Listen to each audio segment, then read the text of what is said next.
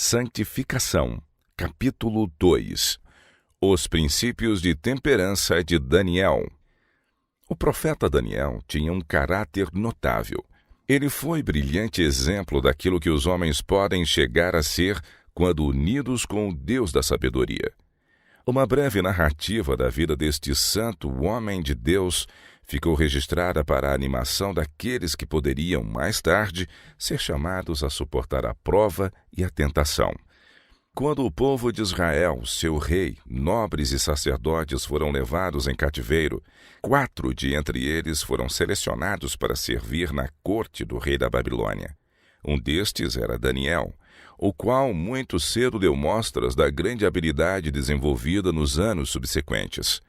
Estes moços eram todos de nascimento principesco, e são descritos como jovens em quem não havia defeito algum, formosos de parecer e instruídos em toda a sabedoria, sábios em ciência e entendidos no conhecimento, e tinham habilidade para viverem no palácio do rei.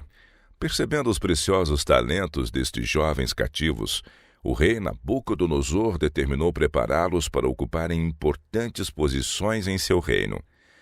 A fim de que pudessem tornar-se perfeitamente qualificados para sua vida na corte, de acordo com o costume oriental, eles deviam aprender a língua dos caldeus e submeter-se durante 3 anos a um curso completo de disciplina física e intelectual.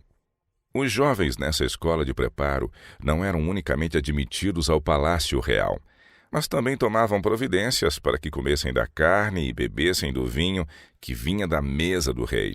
Em tudo isto, o rei considerava que não estava somente dispensando grande honra a eles, mas assegurando-lhes o melhor desenvolvimento físico e mental que poderia ser atingido. Enfrentando a prova.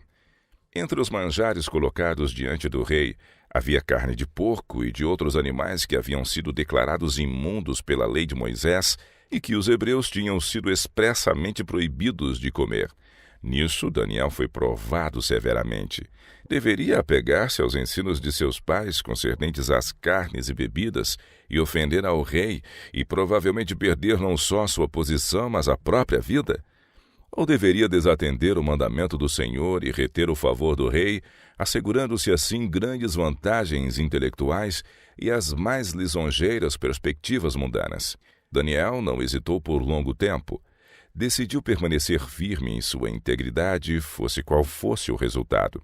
Assentou no seu coração não se contaminar com a porção do manjar do rei, nem com o vinho que ele bebia. Sem mesquinhez nem fanatismo. Hoje há entre os professos cristãos muitos que haveriam de julgar que Daniel era por demais esquisito e o considerariam mesquinho e fanático. Eles consideram a questão do comer e beber como de muito pequena importância para exigir tão decidida resistência, tal que poderia envolver o sacrifício de todas as vantagens terrenas. Mas aqueles que assim raciocinam notarão no dia do juízo que se desviaram dos expressos reclamos de Deus e se apoiaram em sua própria opinião como norma para o certo e para o errado. Descobrirão que aquilo que lhes parecera sem importância não fora assim considerado por Deus. Seus reclamos deveriam ter sido sagradamente obedecidos. Aqueles que aceitam e obedecem a um de seus preceitos porque lhes convém, ao passo que rejeitam a outro porque sua observância haveria de requerer sacrifício, rebaixam a norma do direito e, por seu exemplo, levam outros a considerarem levianamente a lei de Deus. Assim, diz o Senhor, deve ser nossa regra em todas as coisas. Um caráter irrepreensível. Daniel foi submetido às mais severas tentações que podem assaltar os jovens de hoje. Contudo, foi leal para com a instrução religiosa recebida na infância. Ele estava cercado por influências que subverteriam aqueles que vacilassem entre o princípio e a inclinação. Todavia, a palavra de Deus o apresenta como um caráter irrepreensível. Daniel não ousava confiar em seu próprio poder moral. A oração era para ele uma necessidade. Ele fazia de Deus a sua força e o temor do Senhor estava continuamente diante dele em todos os acontecimentos de sua vida. Daniel possuía a graça da genuína mansidão. Era verdadeiro, firme e nobre. Procurava viver em paz com todos, ao mesmo tempo que era inflexível como o cedro altaneiro, no que quer que envolvesse princípio, em tudo que não entrasse em colisão com sua fidelidade a Deus. Era respeitoso e obediente para com aqueles que sobre ele tinham autoridade, mas tinha tão elevada consciência das reivindicações de Deus que as de governadores terrenos se lhe subordinavam. Não seria induzido por nenhuma consideração egoísta a desviar-se de seu dever. O caráter de Daniel é apresentado ao mundo como um admirável exemplo do que a graça de Deus pode fazer de homens caídos por natureza e corrompidos pelo pecado. O registro de sua vida nobre e abnegada é uma animação para a humanidade em geral. Dela podemos reunir força para resistir nobremente à tentação e firmemente na graça da mansidão suster-nos pelo direito sob a mais severa provação. A aprovação de Deus mais cara que a própria vida. Daniel poderia haver encontrado uma desculpa plausível para desviar-se de seus estritos hábitos de temperança. Mas a aprovação de Deus era para ele mais cara do que o favor do mais poderoso potentado terreno. Havendo, por sua conduta cortês, obtido o favor de Melzar, o oficial que tinha a seu cargo os jovens hebreus, Daniel pediu que lhes concedesse não precisarem comer o manjar da mesa do rei, nem beber de seu vinho.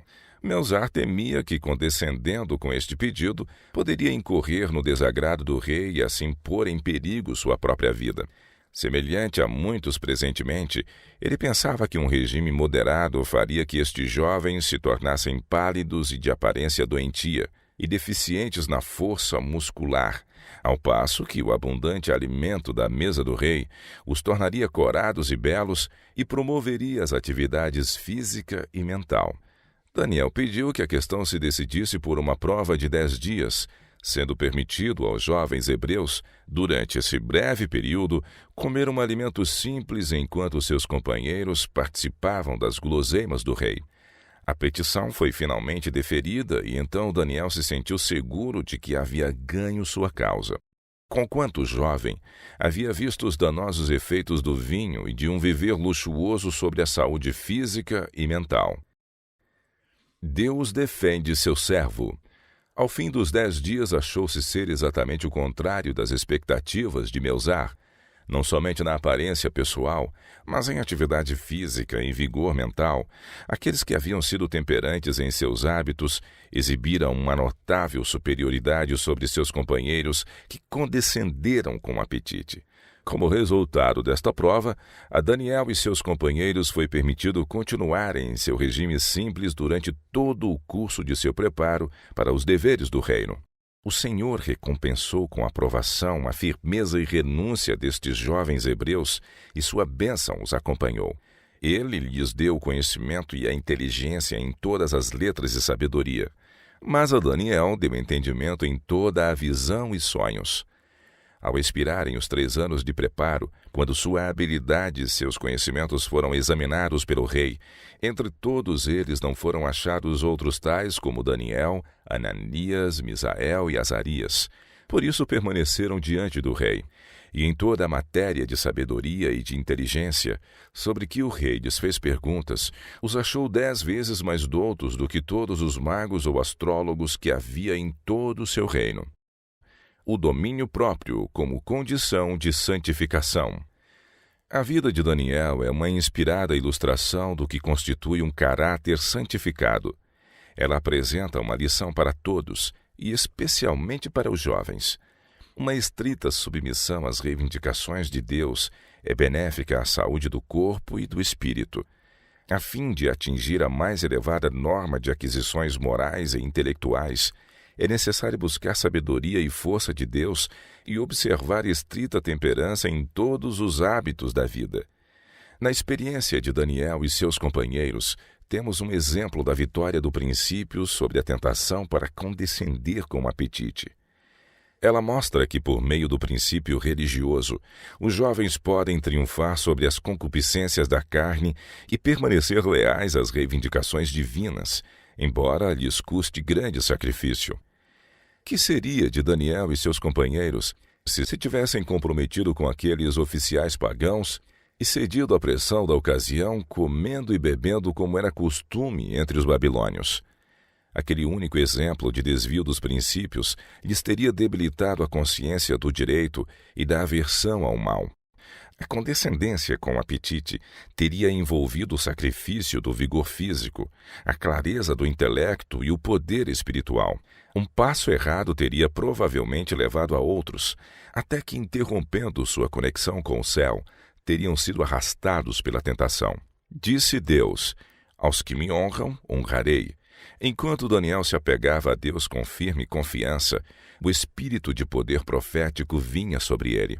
Enquanto era instruído pelos homens nos deveres da vida da corte, era por Deus ensinado a ler os mistérios dos séculos futuros e a apresentar às gerações vindouras, mediante números e símiles, as maravilhosas coisas que ocorreriam nos últimos dias.